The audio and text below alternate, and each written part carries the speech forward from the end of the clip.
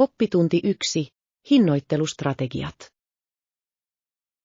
Olen miettinyt, kuinka tärkeää hyvin määritelty hinnoittelustrategia on mille tahansa yritykselle. Ehdottomasti on kiehtovaa, kuinka oikea hinta voi houkutella asiakkaita säilyttäen samalla voittomarginaalit. Täsmälleen. Se on kuin kävelemään köysiradalla. Haluat houkutella yleisöäsi aliarvioimatta tuotettasi. Emmekä unohda markkinatutkimusta, sillä on tärkeä rooli ihanteellisen hintapisteen määrittämisessä. On totta, että kilpailun tunteminen ja asiakkaiden odotusten ymmärtäminen voivat vaikuttaa kaikkeen. Lisäksi hintojen säätäminen palautteen perusteella voi luoda uskollisempaa asiakaskuntaa pitkällä aikavälillä. Itse asiassa kyse on tasapainosta ja strategiasta hinnoittelussa. Ja hyvin toteutettuna se voi johtaa kestävään kasvuun mille tahansa yritykselle. Tarkkaan ottaen vakaa hinnoittelustrategia ei ole vain numeroita, kyse on markkinoiden ymmärtämisestä. Oppitunti 2. Toinen mahdollisuus. On mielenkiintoista, kuinka usein heijastamme ympärillämme olevien virheitä, eikö niin? Kyllä, näyttää siltä, että emme koskaan opi toistemme kokemuksista, mikä on melko ironista. Eikö? Ihmiset saavat aina toisen mahdollisuuden, mutta heillä on tapana toistaa samat mallit. On melkein kuin meidän on määrä kokea virheemme uudelleen, kunnes ymmärrämme ne todella. Täsmälleen. Se saa sinut miettimään, arvostammeko oppituntejamme vai unohdammeko ne ajan myötä. Ja joskus on päästävä pohjaan ennen kuin muutamme tapojamme. Ehdottomasti, ja uskon, että silloin todellinen kasvu alkaa pohdinnan ja muutoksen kautta. Kyllä, on tärkeää ottaa nämä oppitunnit vastaan sen sijaan, että hylättäisiin ne epäonnistumisina. Loppujen lopuksi meillä kaikilla on rooli tukea toisiamme päästäksemme irti näistä sykleistä. Oppitunti 3. Julkinen liikenne.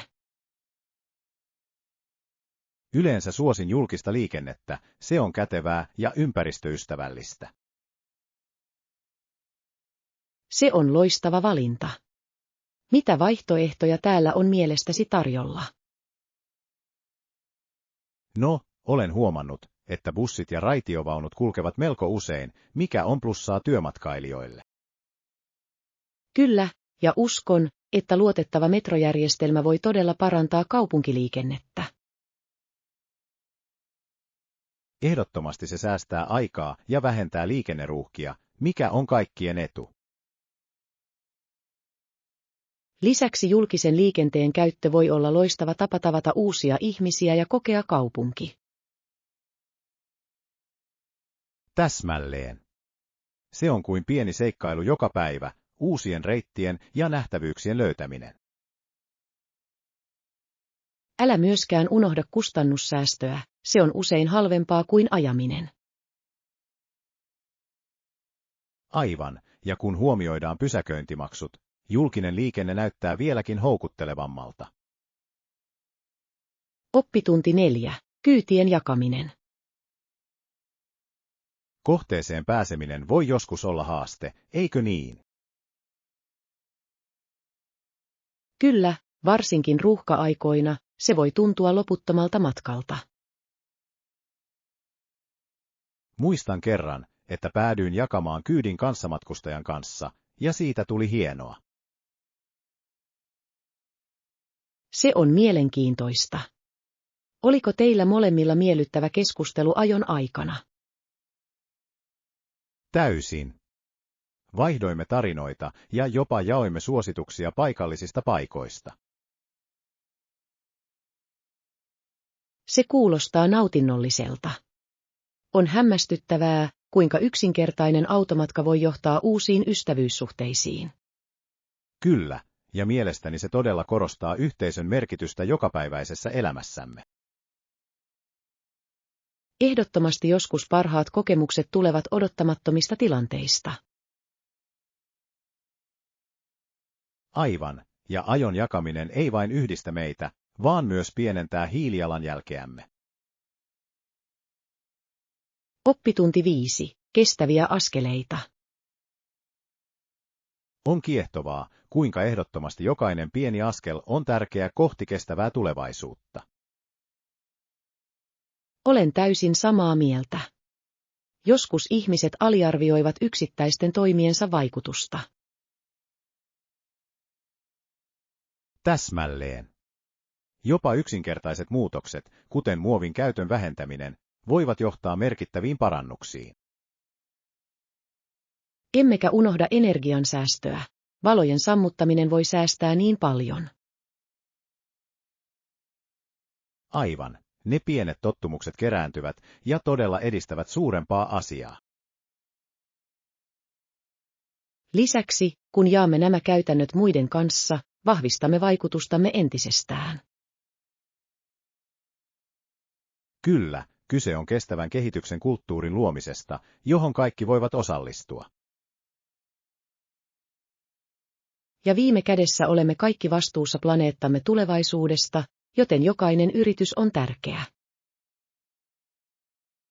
On ehdottomasti voimaannuttavaa tietää, että voimme kaikki vaikuttaa askel kerrallaan. Oppitunti 6. Maatilan koira.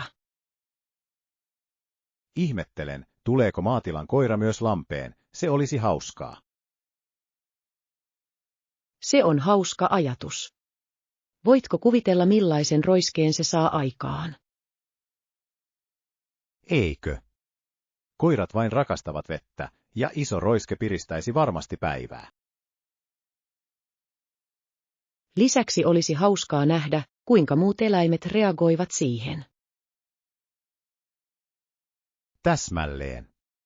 Pystyn kuvittelemaan kanoja, jotka naksuttavat hämmentyneenä tai lehmät katsovat yllättyneenä.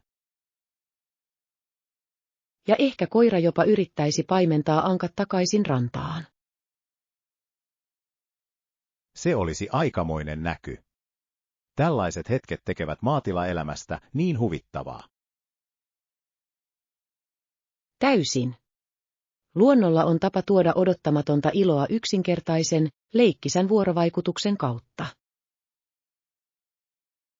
Kyllä, ja se muistuttaa meitä arvostamaan pieniä asioita, jotka tuovat naurua elämäämme. Oppitunti 7. Mukavat kengät. Tarvitsen mukavat ja tukevat kengät harjoituksiini, se on välttämätöntä. Ehdottomasti. Oikeat jalkineet voivat parantaa suorituskykyä ja mukavuutta. Olen oppinut, että väärien kenkien käyttäminen voi johtaa vammoihin ajan myötä. Kyllä, ja on tärkeää valita kengät, jotka tarjoavat hyvän tuen ja pehmusteen. Täysin. Olen etsinyt brändejä, jotka keskittyvät sekä tyyliin että toimivuuteen. Se on fiksu lähestymistapa. Voit näyttää hyvältä samalla kun olet mukava ja turvallinen. Kyllä, ja mielestäni kenkien kokeileminen ja testaaminen on tärkeää ennen päätöksen tekemistä. Varmasti. Kyse on täydellisen istuvuuden löytämisestä ainutlaatuisille jaloillesi ja aktiviteetteillesi. Aivan, ja laadukkaisiin kenkiin sijoittaminen on investointi yleiseen kuntomatkaasi. Oppitunti 8. Sport Canada. On kiehtovaa, miten Sport Canada toimii Ottawassa sijaitsevien keskustoimistojensa kanssa. Kyllä, järjestöllä on keskeinen rooli urheilun edistämisessä koko maassa. Täsmälleen. He tukevat urheilijoita ja varmistavat, että Kanada pysyy kilpailukykyisenä maailman näyttämöllä. Älä myöskään unohda heidän aloitteitaan kannustaa nuoria osallistumaan urheiluun. Täysin. Nuorten sitouttaminen auttaa rakentamaan terveellisempää ja aktiivisempaa tulevaisuutta. Lisäksi se edistää yhteisöllisyyden ja ryhmätyön tunnetta, mikä on korvaamatonta. Kyllä, ja niiden kattamat monipuoliset urheilulajit esittelevät Kanadan osallistavaa lähestymistapaa. Ehdottomasti. On innostavaa nähdä, kuinka he tukevat urheilijoita kaikista taustoista. Loppujen lopuksi urheilun edistäminen ei ole vain kilpailua, kyse on luonteen rakentamisesta. Oppitunti 9, kuu. Kuu on edelleen melko suuri yötaivaalla, se on lumoavaa katsottavaa. Kyllä, kestää noin kuukauden ennen kuin kuu kulkee vaiheidensa läpi, mikä on kiehtovaa. Täsmälleen. Jokainen vaihe kertoo tarinan ja yhdistää meidät luonnon rytmiin. Ja rakastan sitä, kuinka eri kulttuureissa on omat tulkinnansa kuun merkityksestä. Kyllä, on uskomatonta, kuinka jokin niin jatkuva voi inspiroida niin erilaisia uskomuksia. Ja älkäämme unohtako sen takana olevaa tiedettä, kuun syklit vaikuttavat vuorovesien ja jopa ihmisten käyttäytymiseen. Todellakin. On hämmästyttävää, kuinka kaikki liittyy toisiinsa universumissamme. Kyllä, ja pelkkä kuun katseleminen voi edistää ihmeen ja uteliaisuuden tunnetta. Ehdottomasti se muistuttaa meitä paikastamme kosmoksessa ja ympärillämme olevasta kauneudesta. Oppitunti 10. Paikallinen liikenne. Se kuulostaa hienolta. Entä paikallisliikenne kaupunkien sisällä?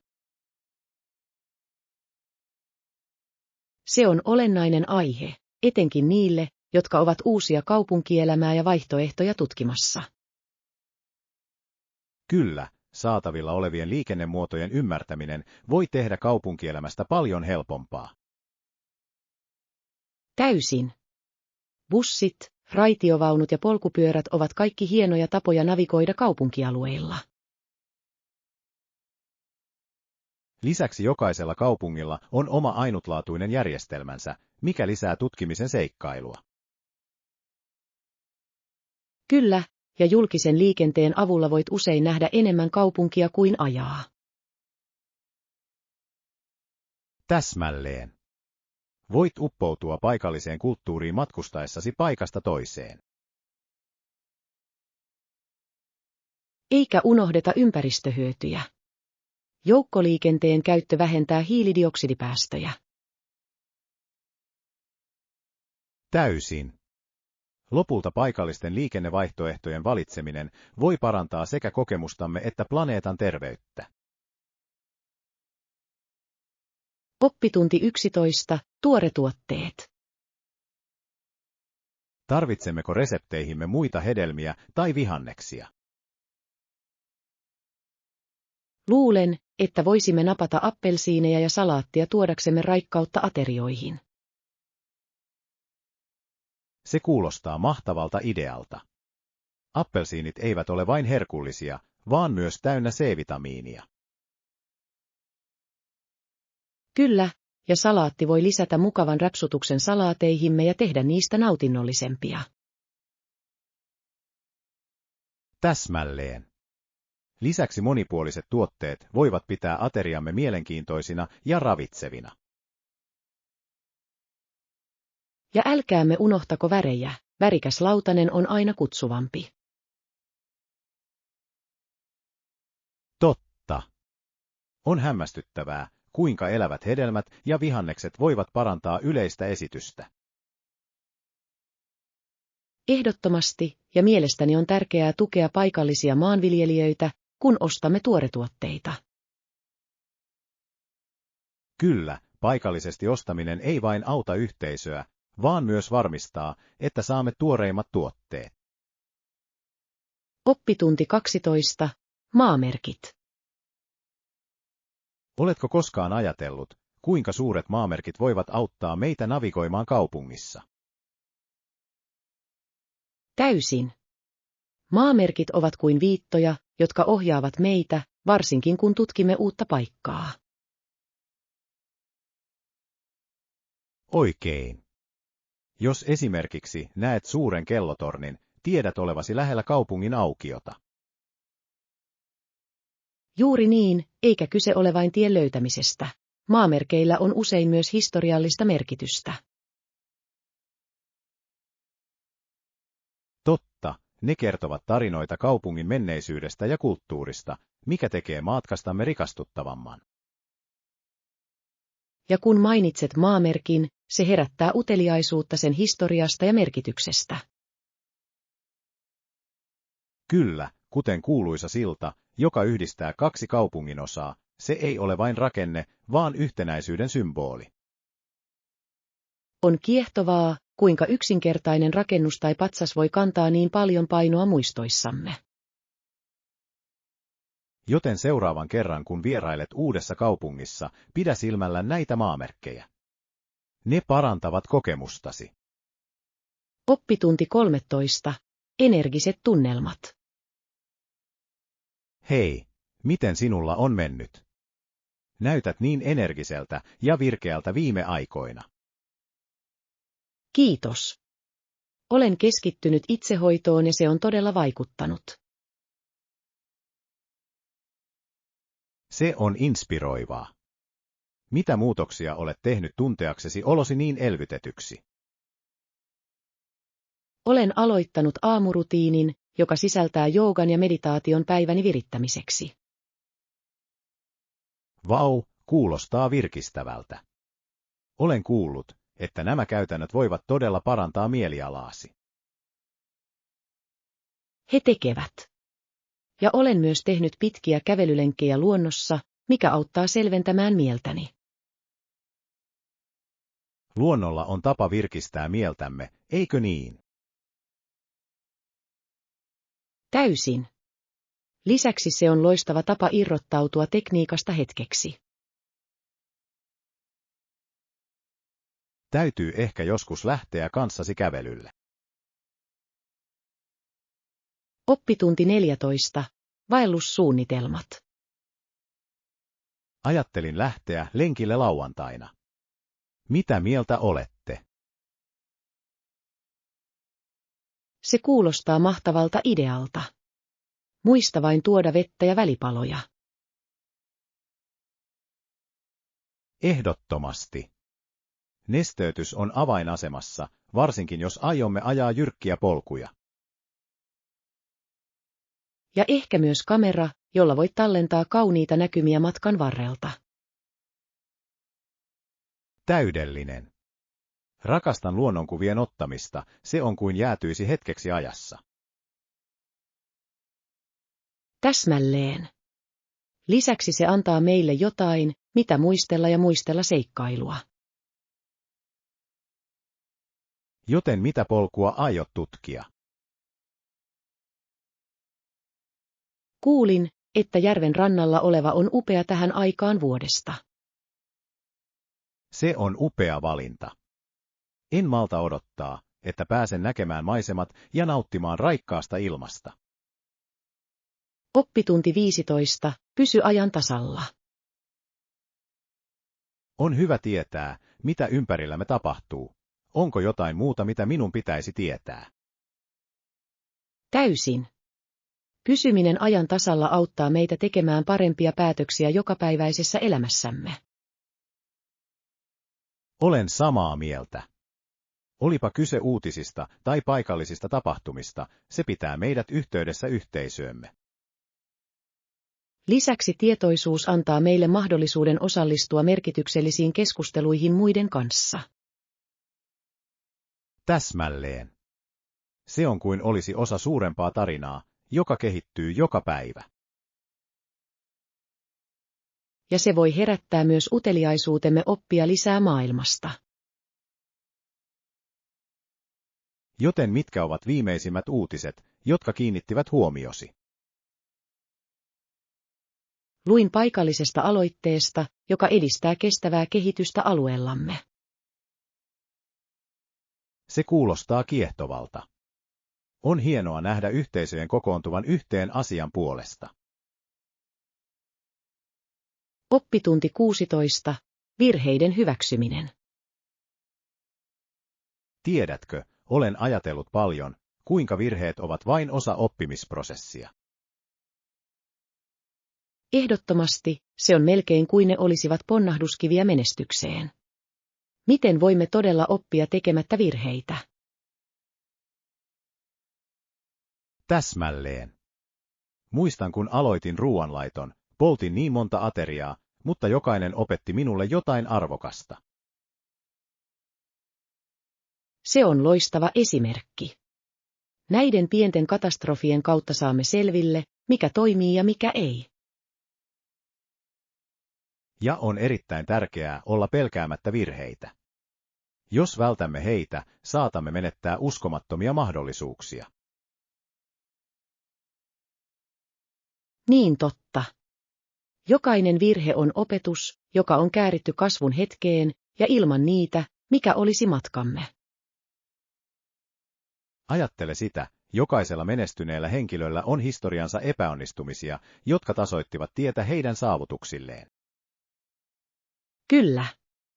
Ja näiden epäonnistumisten hyväksyminen voi johtaa odottamattomiin läpimurtoihin, joita emme ehkä osaa ennakoida. Kyse on positiivisen ajattelutavan säilyttämisestä ja sen tunnustamisesta, että virheet ovat vain osa seikkailua. Oppitunti 17. Tyylikkäät treenivaatteet. Löysin tänään söpöjä legginsiä. Ne on niin värikkäitä ja mukavia. Se kuulostaa hämmästyttävältä. Mukavuus on avainasemassa treenatessa, ja tyylikkäät legginsit voivat todella parantaa mielialaasi. Täsmälleen. Uskon, että kun tunnet olosi hyväksi pukeutumisessasi, se motivoi sinua harjoittelemaan enemmän. Ehdottomasti. Lisäksi värikkäät harjoitusvarusteet voivat tehdä koko kokemuksesta nautinnollisemman. Olen täysin samaa mieltä. Se on kuin käyttäisit pientä iloa hikoilun aikana. Ja koska tarjolla on niin monia vaihtoehtoja, on helppo löytää jotain, joka vastaa persoonallisuuttasi. Kyllä. On upeaa, kuinka muoti ja fitness kohtaavat nykyään. Niin totta. Oletko kokeillut tiettyjä harjoituksia, jotka sopivat hyvin noiden legginsien kanssa? Ajattelin kokeilla joogaa, se näyttää sopivalta täydellisesti noihin mukaviin legginsseihin. Oppitunti 18. Sankarit harjoittelussa. Tiedätkö, nuo ensiapuhenkilöt pelastavat usein ihmisten henkiä, ja on uskomatonta, mitä he tekevät. Täysin. He käyvät läpi paljon koulutusta varautuakseen hätätilanteisiin, eikä se ole pieni saavutus. Ihailen heidän omistautumistaan. Vaarallisten tilanteiden kohtaaminen suoraan vaatii valtavasti rohkeutta. Kyllä, ja heidän suorittamansa fyysinen ja henkinen koulutus on tiukkaa, mutta välttämätöntä heidän roolilleen. On innostavaa ajatella, kuinka paljon he tekevät työtä varmistaakseen muiden turvallisuuden. Täsmälleen. He todella ilmentävät ajatusta epäitsekkyydestä ja rohkeudesta yhteisössämme. Joten miten voimme tukea heitä enemmän jokapäiväisessä elämässämme? Ehkä levittämällä tietoisuutta työstään ja osoittamalla arvostusta heidän uhrauksistaan. Se on hieno idea. Pienilläkin eleillä voi olla suuri ero heidän ponnistelujensa tunnistamisessa. Oppitunti 19. Matkaunet. Hienoa. Lisään Venetsian matkalistalleni. Entä Espanja? Onko ehdotuksia, minne mennä? Espanja on kaunis. Suosittelen Barcelonaa, arkkitehtuuri siellä on aivan henkeä salpaava. Olen kuullut niin paljon Gaudin teoksista, erityisesti Sagrada Familiasta. Sen täytyy olla uskomatonta nähdä henkilökohtaisesti. Se todella on. Värit ja mallit ovat erilaisia kuin mikään muu, ja se todella vangitsee kaupungin hengen. Haluaisin kokea Barcelonan kulttuurin, ruuan ja eloisan tunnelman. Ja älä unohda rantoja. Ne sopivat täydellisesti rentoutumiseen tutkimuspäivän jälkeen. Se kuulostaa ihanalta. Luulen, että voisin nauttia auringosta siellä. Ehdottomasti. Lisäksi paikallinen keittiö on pakko kokeilla. Tapakset ovat loistava tapa maistella erilaisia makuja. Kuulostaa unelmamatkalta. En malta odottaa, että pääsen suunnittelemaan. Oppitunti 20. Neuvottelutaidot.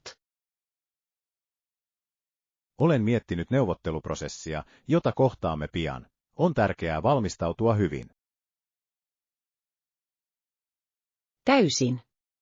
Kyse on siitä, että esittelemme itsemme itsevarmasti samalla kun tuomme esiin saavutuksiamme. Kyllä, vahvuuksien näyttäminen voi todella vaikuttaa siihen, miten meidät koetaan.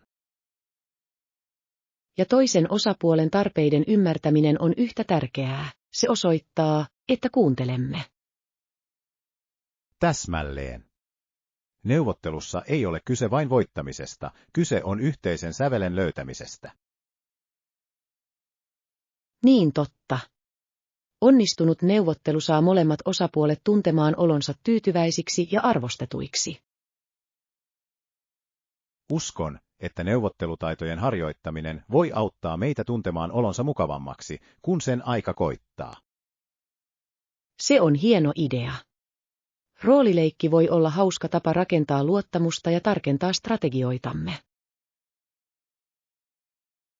Varataan vähän aikaa harjoitteluun, se maksaa varmasti pitkällä aikavälillä.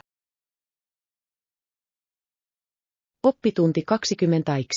Viisumivaatimukset. Meidän on tutkittava tulevaa matkaamme koskevat viisumivaatimukset, se on välttämätön askel. Hyvä pointti.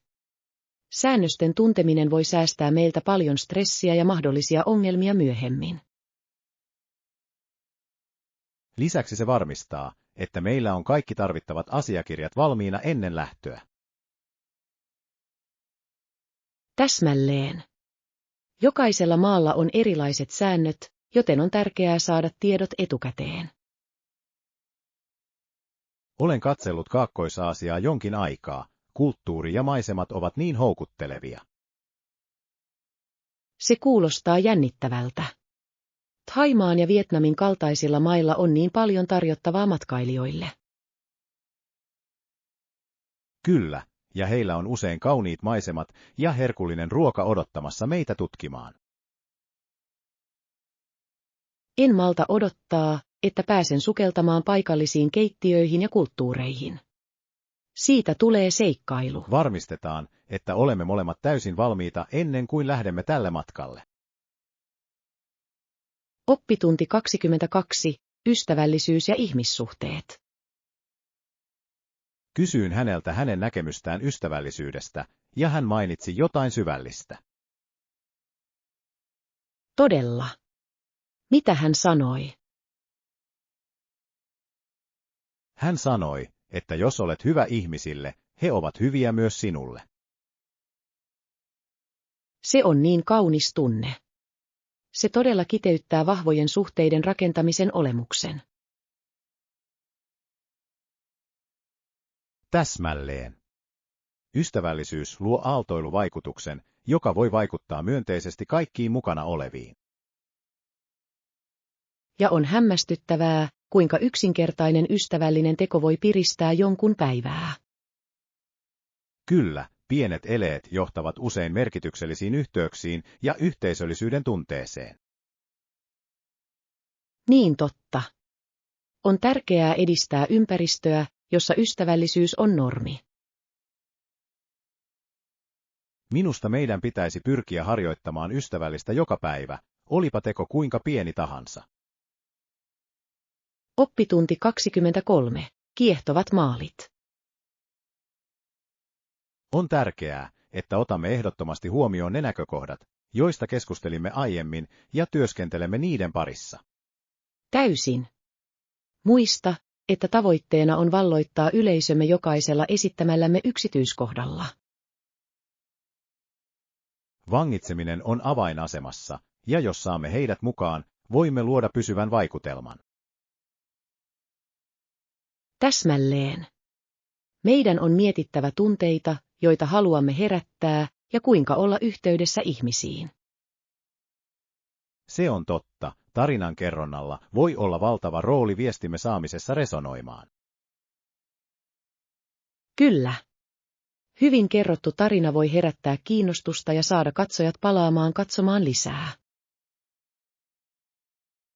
Joten mitä strategioita meidän tulisi toteuttaa varmistaaksemme, että saavutamme tämän kiehtovan vaikutuksen?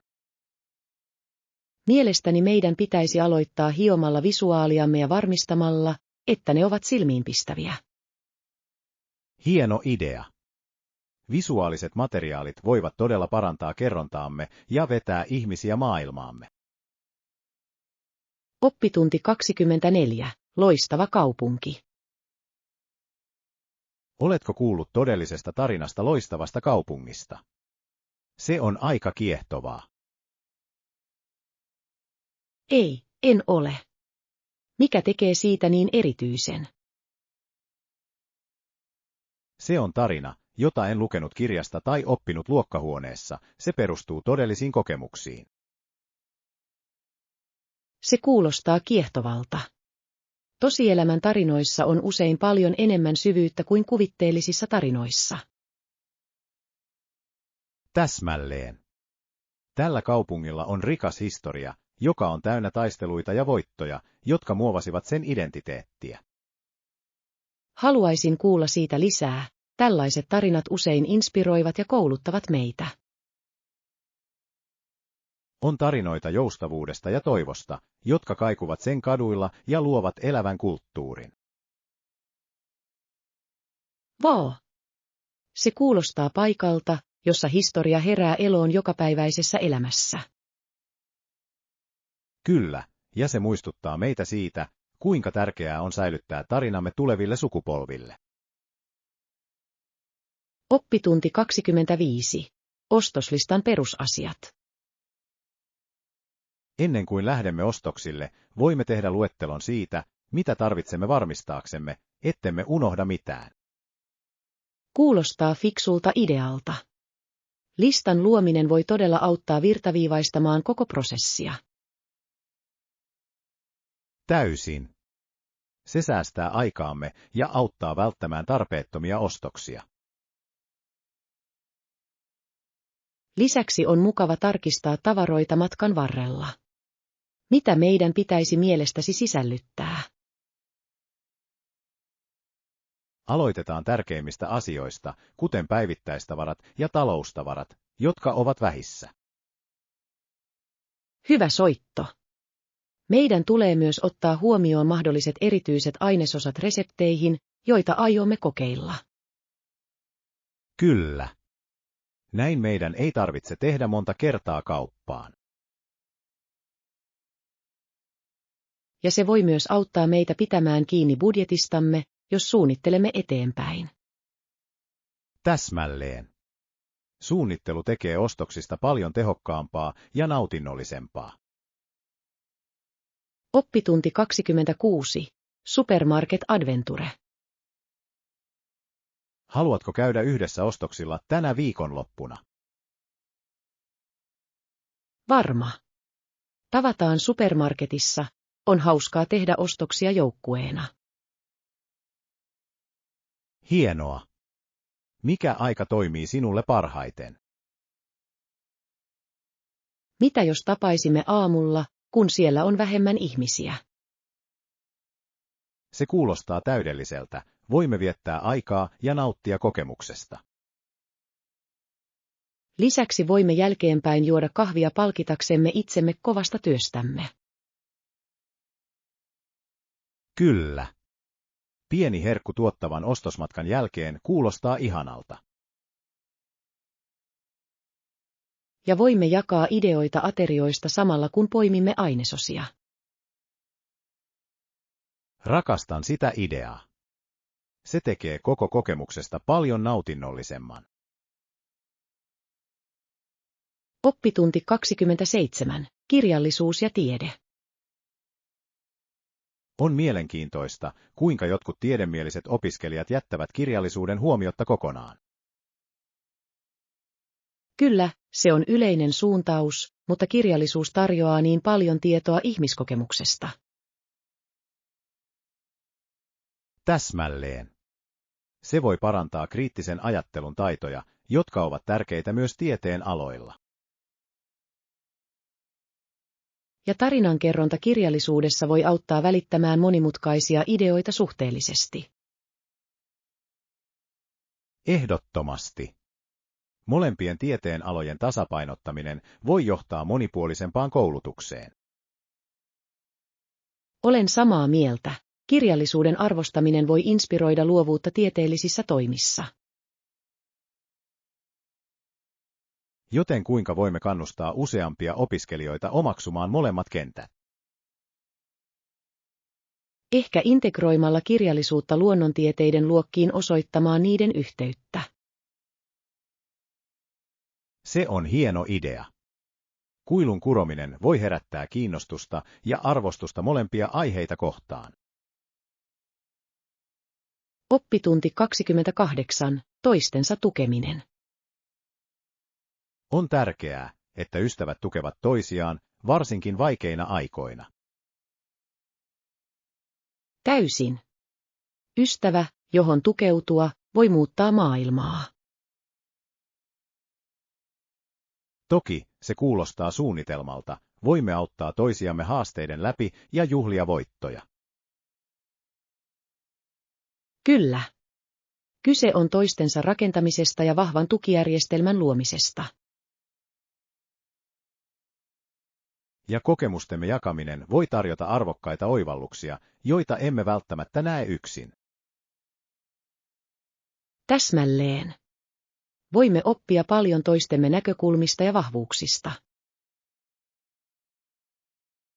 Mielestäni meidän pitäisi tehdä tavaksi kirjautua sisään säännöllisesti ja kertoa, miten meillä menee. Se on upea idea. Johdonmukainen tuki voi todella auttaa edistämään syvempää yhteyttä. Sitoudutaan olemaan olemassa toisillemme riippumatta siitä, mitä elämä tuo tullessaan. Oppitunti 29. Historian säilyttäminen. Monilla tämän alueen yksityiskodilla on myös pitkä historia, joka on kiehtovaa tutkia. Kyllä, ja huolehdimme siitä, että ne näyttävät parhaimmillaan ja heijastavat heidän tarinallista menneisyyttään. On hämmästyttävää, kuinka arkkitehtuuri voi kertoa meille niin paljon siellä asuneista ihmisistä. Täysin. Jokaisella yksityiskohdalla on tarina, ja niiden säilyttäminen on elintärkeää tuleville sukupolville. Lisäksi se lisää luonnetta naapurustoon, mikä tekee siitä ainutlaatuisen ja elävän. En voisi olla enempää samaa mieltä. On tärkeää kunnioittaa tätä historiaa ja ottaa samalla huomioon nykyisyys. Joten, miten voimme auttaa säilyttämään nämä kauniit kodit? Ehkä voisimme osallistua paikallisiin suojelutoimiin tai osallistua koulutusmatkoille. Hieno idea. Yhteistyö yhteisön kanssa voi lisätä tietoisuutta säilyttämisen tärkeydestä. Oppitunti 30. Musiikillinen lahjakkuus. Siskoni on erittäin hyvä pianosoitin. Hän on voittanut monia palkintoja musiikkikilpailuissa. Se on vaikuttavaa. Kuulostaa siltä, että hänellä on todellinen lahja musiikkiin ja paljon omistautumista. Täysin. Hän harjoittelee tuntikausia joka päivä, ja se näkyy todella hänen esityksissään. Voin kuvitella. Palkintojen voittamisen täytyy olla hänelle loistava motivaattori jatkaa kehittymistä. Kyllä, hän rakastaa intohimonsa jakamista muiden kanssa, ja se tuo hänelle niin paljon iloa. On hienoa nähdä joku niin lahjakas toteuttamassa unelmiaan niin innostuneesti. Ihmettelen usein, kuinka hän löytää aikaa tasapainottaa kaikki sitoumuksensa ja harjoituksensa. Se vaatii paljon kurinalaisuutta, mutta kuulostaa siltä, että hänellä on todellinen intohimo siihen. Toivon pääseväni pian johonkin hänen esityksistään, sen täytyy olla kaunis kokemus.